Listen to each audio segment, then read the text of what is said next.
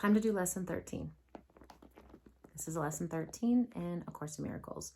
A meaningless world engenders fear. Today's idea is really another form of the preceding one, except that it is more specific as to the emotion aroused. Actually, a meaningless world is impossible. Nothing without meaning exists. However, it does not follow that you will not think you perceive something that has no meaning. On the contrary, you will be particularly likely to think you do perceive it. In other words, you'll think you'll perceive things that are meaningless. Recognition of meaninglessness arouses intense anxiety in all the separated ones. So the separation or separated ones are basically us in bodies that believe we're not connected to each other, to God. The separation is essentially what the Bible would call the fall, or the eating of the apple in the Garden of Eden, where we went from being sort of connected, one type of being, however you want to think about that, connected to God, to a separated physical world, where there's this illusion that we aren't connected. It represents a situation in which God and the ego challenge each other as to whose meaning is to be written in the empty space that meaninglessness provides. The ego rushes in frantically to establish its own ideas there, fearful that the void may otherwise be used to determine its own impotence and unreality, and on this alone it is correct. It is essential, therefore, that you learn to recognize the meaningless and accept it without fear.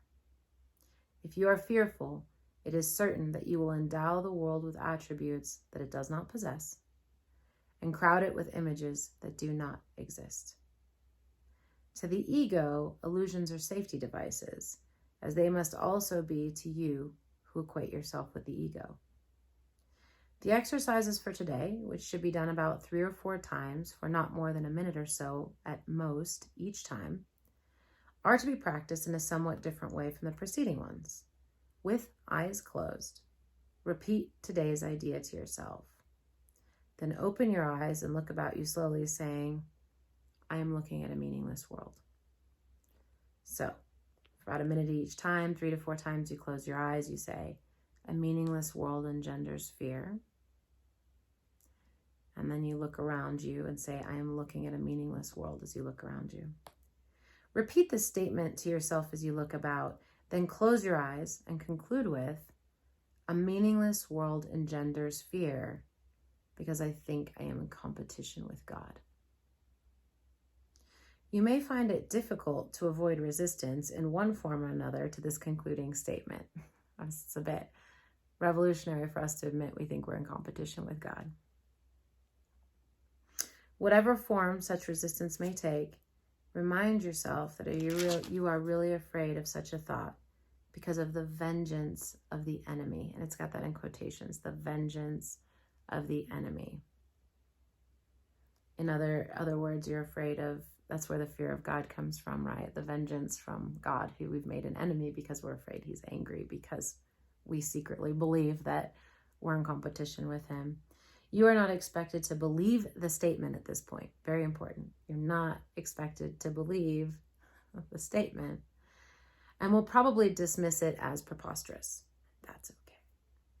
Note carefully, however, any signs of overt or covert fear which it may arouse. These are very deep-seated beliefs, by the way, that are hidden way beyond subconscious. They're not part of your conscious mind, so it's hidden from you for a reason, as this we'll get into later. This is our first attempt at stating an explicit cause and effect relationship of a kind which you are very inexperienced in recognizing, right? We're teaching our conscious mind to start recognizing something that's been hidden from us. Do not dwell on the concluding statement, and try not even to think of it except during the practice periods. That will suffice at present. Okay, so you're going to say, a meaningless world engenders fear. I am looking at a meaningless world. A meaningless world engenders fear because I think I am in competition with God. Have a great day. That's lesson 13.